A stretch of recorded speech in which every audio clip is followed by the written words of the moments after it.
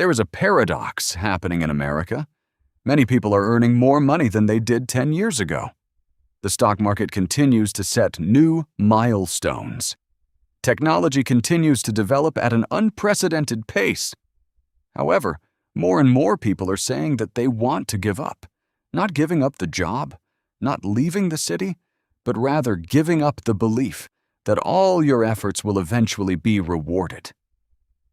That is a very small, very quiet change, but also extremely dangerous because history shows that nations do not only weaken when the economy faces difficulties, they begin to fracture when ordinary people can no longer see their own future. In this video, we will not only talk about house prices, inflation, or the cost of living. We will seek answers to a much bigger question.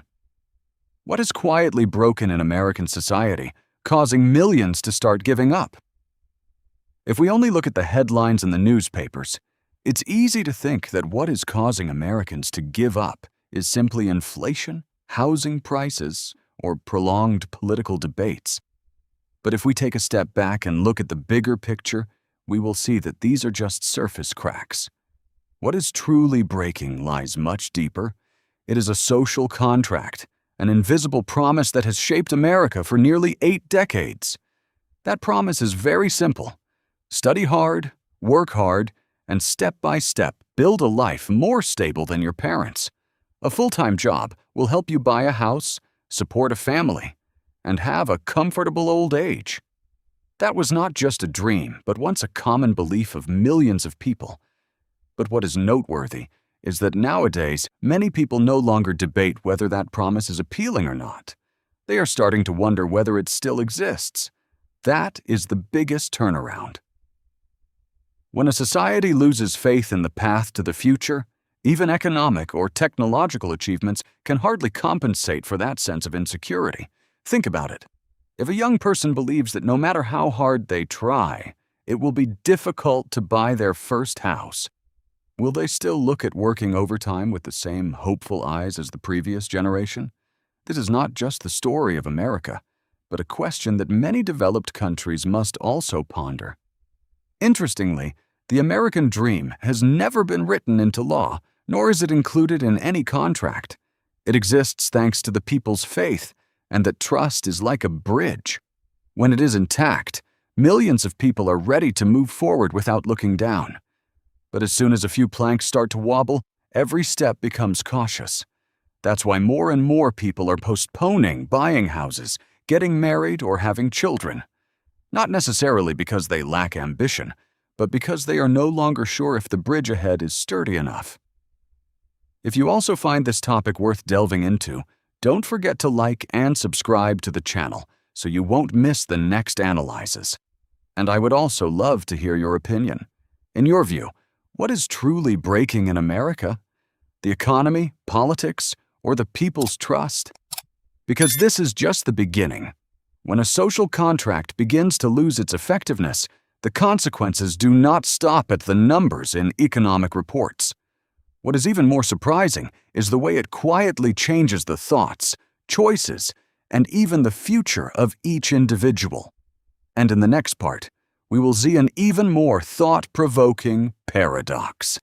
Americans are no longer just quitting their jobs. They are gradually giving up on the very expectations that once made the American dream. If we pay close attention, we will notice something very interesting. The media often talks a lot about Americans quitting their jobs, changing jobs, or quiet quitting. But perhaps that is no longer the biggest story. What is happening more quietly, deeply, and also more thought-provoking is that many people are no longer quitting their jobs, but they are giving up on the expectations that once made them willing to work hard. This is a very big difference, because quitting a job can simply mean changing workplaces, while giving up expectations means changing the way a person views their own future. And when that happens to millions of people at the same time, it is no longer a personal story, but a signal of a societal change. Let's start with the most familiar dream: buying a house. There was a time when owning the first house was seen as a milestone marking a person's entry into adulthood. Nowadays, for many young people, that story has changed. They no longer say, "When will we buy a house?" but have changed to, "Will we ever be able to buy a house?" Just a difference between the words when and if ever. But it's a complete shift in mindset. The first shock point lies here. When the question shifted from when to whether, faith began to waver. Not everyone has given up on the goal of buying a house, but many have stopped planning for it. A dream no longer disappears with a loud bang. Sometimes it is just quietly tucked away in a drawer and never mentioned again. Then comes another milestone that was once considered a natural part of life: getting married and having children. More and more young people share that they love children. They still want to have a family, but every time they sit down to calculate the costs of housing, education, health care, and child care, the budget spreadsheet leaves them silent. The turning point lies in the fact that they are not giving up because they no longer love family life, but because they fear they cannot provide a good enough life for their children. When fear gradually outweighs hope, the decision to postpone becomes an understandable choice. It's not selfishness, but often the result of very practical calculations. Another change that is also occurring in the mindset of the younger generation is the way they view education. There was a time when a university degree was almost seen as a guaranteed ticket to a stable future. Nowadays, many students are asking a different question. Will the field they study today still have value in a few years? When technology develops rapidly and the labor market constantly fluctuates, many people no longer see a degree as the destination, but rather as one of many tools that must be continuously updated. That is the third shock. The belief in studying to change one's life is gradually being replaced by studying to not be left behind. Two phrases may sound similar, but the emotions behind them are completely different. One side is hope, one side is defense. If you also find these changes worth contemplating, take a second to hit like and subscribe. Not to please the algorithm, but to give discussions like this a better chance to reach more people who are interested in the very subtle movements of society. And then there is another dream that is less often mentioned, but speaks volumes. Retirement. In the past, retirement was often envisioned as a reward after decades of labor. Nowadays, many young people even joke that they will work until the Wi-Fi at the nursing home is strong enough. The statement sounds humorous, but behind it lies a sense of unease. The most notable point is when a generation stops believing in the possibility of retirement, they also begin to stop planning for the long term. And this is what particularly concerns social researchers. A society finds it very difficult to maintain development momentum if young people only dare to plan for the next 6 months or a year instead of 10 or 20 years like previous generations. But wait, there's an even more interesting question. Is all of this just a sense of pessimism amplified by social media? Or is there a deeper psychological mechanism behind it that makes millions of people feel that their efforts no longer bring deserving rewards? That is the most important piece of the puzzle, because in the next part, we will delve into the paradox that makes many people feel they are doing more than ever yet, living less than ever. And perhaps it is that very paradox where something in America began to quietly break apart. There is a saying worth pondering. People can endure poverty for a while, but it is very hard to accept the feeling of working more and receiving less. And perhaps that is the feeling spreading among a segment of American workers. If you place two photos side by side, one from 1995 and one from 2026, you will not only see smartphones, electric cars, or artificial intelligence appearing. You will also see a quieter change. The time dedicated to life seems to be increasingly shrinking. A full-time job used to be enough to support a family. Now, for many people, a job is only enough to prepare for the next job. Try to imagine 2 clocks. The first clock ticks to a familiar rhythm. 8 hours of work. Dinner with the family in the evening. Weekends taking the kids to the park or visiting grandparents. The second clock ticks much faster. After hours at the company, it's on to side jobs. And on weekends, squeezing in extra work, freelancing, or selling online. The noteworthy point is not in the number of working hours, but in the feeling after each workday. People are not only more tired because they work more, but also because they feel like they are running on a treadmill, sweating a lot. But the distance to the finish line seems to never shorten. That is a paradox of our time. The income of many people may have increased compared to 10 or 15 years ago, but the sense of financial security has not increased correspondingly. When the salary just hits the account, it's also the time when rent, insurance, utility bills, gas, and food line up waiting, with many people describing payday more like a transfer station than a milestone to look forward to.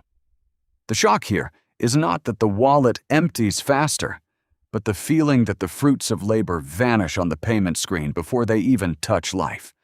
Some even humorously say that their bank account is just a brief stopover before the money continues on its journey. This also explains why more and more people say they don't lack the will to work, but lack the time to truly live. Hobbies that were once very ordinary, such as reading a book, learning a new skill, going camping, or simply sitting down for dinner without checking emails, are gradually becoming luxuries of time. When life revolves solely around work schedules and bills, the first thing to be lost is not money, but the feeling of freedom. And that is the most immeasurable loss. A full-time job used to be enough to support a family. Now for many people, a job is only enough to prepare for the next job. Try to imagine 2 clocks. The first clock ticks to a familiar rhythm. 8 hours of work. Dinner with the family in the evening. Weekends taking the kids to the park or visiting grandparents. The second clock ticks much faster. After hours at the company, it's on to side jobs. And on weekends, squeezing in extra work, freelancing, or selling online. The noteworthy point is not in the number of working hours, but in the feeling after each workday. People are not only more tired because they work more, but also because they feel like they are running on a treadmill, sweating a lot. But the distance to the finish line seems to never shorten. That is a paradox of our time. The income of many people may have increased compared to 10 or 15 years ago, but the sense of financial security has not increased correspondingly when the salary just hits the account. It's also the time when rent, insurance, utility bills, gas, and food line up waiting, with many people describing payday more like a transfer station than a milestone to look forward to. The shock here is not that the wallet empties faster, but the feeling that the fruits of labor vanish on the payment screen before they even touch life. Some even humorously say that their bank account is just a brief stopover before the money continues on its journey. This also explains why more and more people say they don't lack the will to work, but lack the time to truly live. Hobbies that were once very ordinary, such as reading a book, learning a new skill, going camping, or simply sitting down for dinner without checking emails, are gradually becoming luxuries of time. When life revolves solely around work schedules and bills, the first thing to be lost is not money, but the feeling of freedom. And that is the most immeasurable loss. If you've ever felt that the busier you get, the less you progress, please share your thoughts in the comments. Is this an experience unique to America? Or is it something happening in many places around the world? Don't forget to like and subscribe if you want to continue exploring the stories behind the numbers, because the next part will reveal an even more thought-provoking paradox. Because when people start to feel like they are working more, but life is getting smaller, they will seek an escape. And surprisingly for many Americans, that escape is no longer changing jobs or moving cities. They began looking beyond the borders of the United States to seek something that seemed very simple. A life with a slower pace, easier to breathe, and measurable by the quality of each day, not just by the number of hours worked. That will be the next piece in this story. When hearing that more and more Americans want to move to Mexico, Portugal, Thailand, or Vietnam, many people immediately think this is a story about the cost of living or beautiful beaches. If we look closely at the hundreds of shares on social media and forums, we will see a very interesting common point. What they are looking for is not necessarily another country, but another feeling. They don't talk much about the buildings or the streets. They talk about wanting to wake up in the morning without immediately thinking about bills, without feeling like they're being chased by the clock every minute. I really want to read and discuss with everyone.